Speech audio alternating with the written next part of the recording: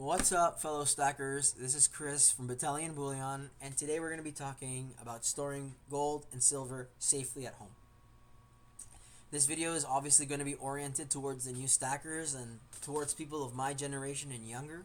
If you're one of the OGs watching this, the original gangsters, the guys who've been stacking longer than I've been alive, please drop your wisdom in the comment section below. It's very important for the newer generation of stackers, and it really keeps the community alive when we hear from the stuff that you guys teach us. But yeah, sit back, relax, and let's start this. So why store precious metals at home? You get immediate access. You don't have to worry about storage fees or private vault safety fees, deposit box fees, none of that stuff, right? You get full privacy and confidentiality over your holdings. You can open your safe at 3 in the morning. You can juggle your silver bars if you want. That's something you can't do if your silver's at the bank. You have to go grab it. You have to do it during banking hours. You're restricted on certain days, right? And obviously you're the most liquid when you're the custodian.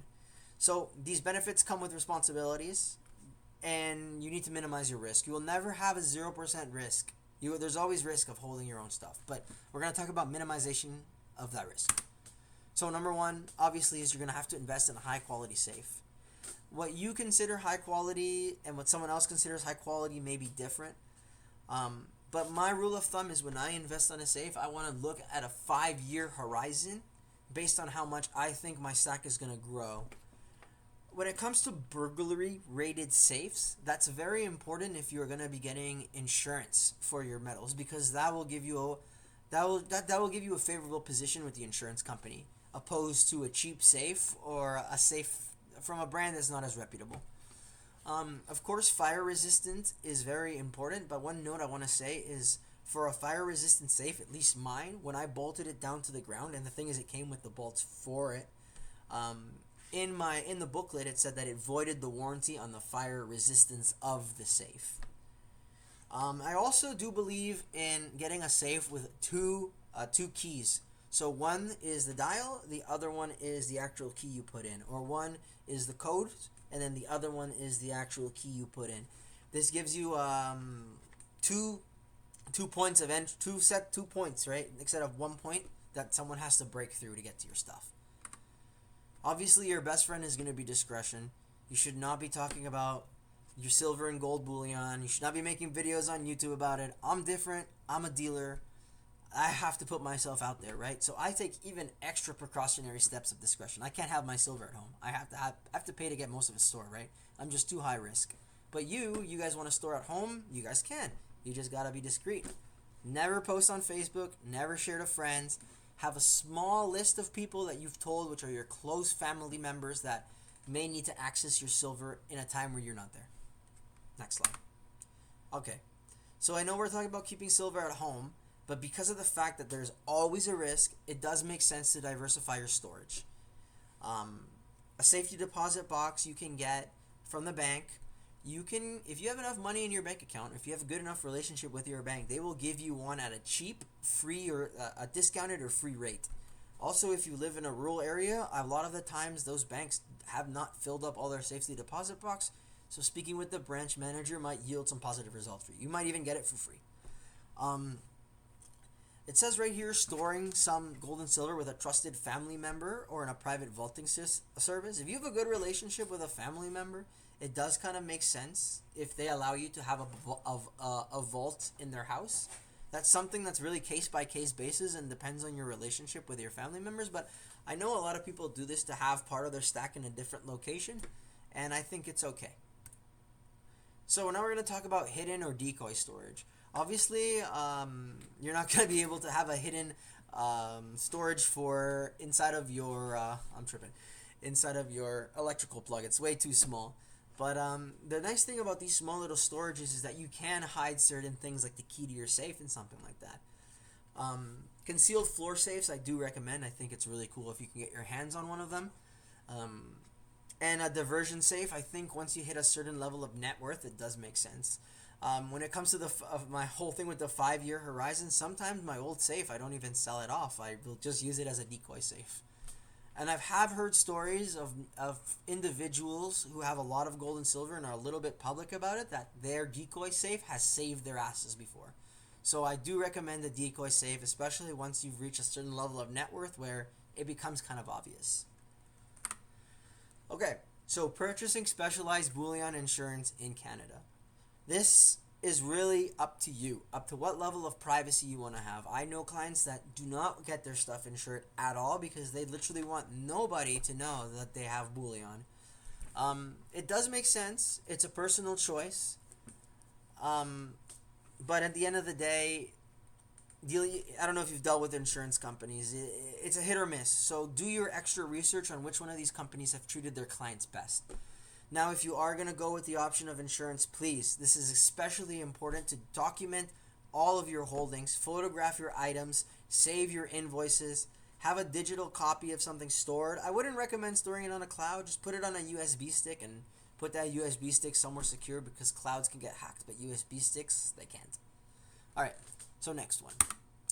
Protecting against environmental damage. Of course, this is something that I think a lot of people fail on, and it's really sad to see where people will not maintain the items in their safe, and the stuff of their silver, the quality of their silver items go to poo-poo. It gets all tarnished. So, storage safes is obviously you want to store your silver in airtight capsules or tubes. You're going to keep your stuff in a cool and dry environment. Your safe is going to come with silica packets. Most safes do. Use them. Keep them in there. They're there for a reason.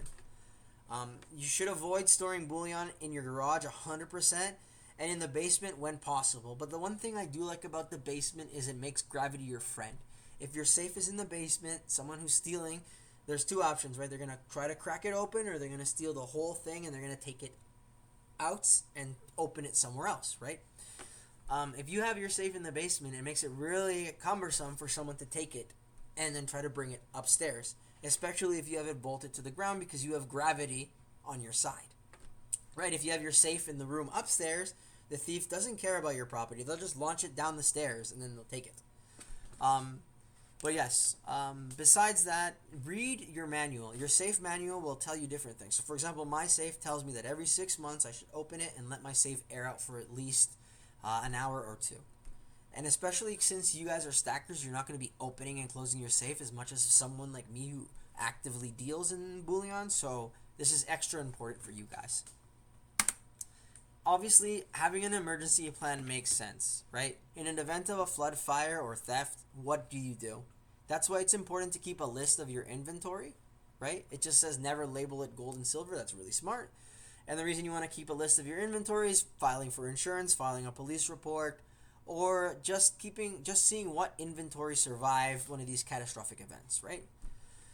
And obviously rehearse your security procedures with your household, right? If you showed your wife or your kids where you have specific items hidden, make sure every couple of months you quiz them on it. Hey, do you remember where the spare key is for the safe? Do you remember the combination that I taught you?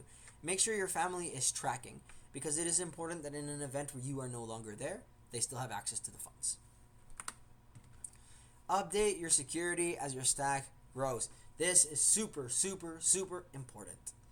Like I said earlier, I believe in a 5-year time horizon when you're buying the safe. Make sure you buy a safe that you won't have to replace in 5 years, and it's going to meet your needs, right? Whether you decide to insure it, whether you decide not to insure it and bolt it to the ground, whatever you may decide to do.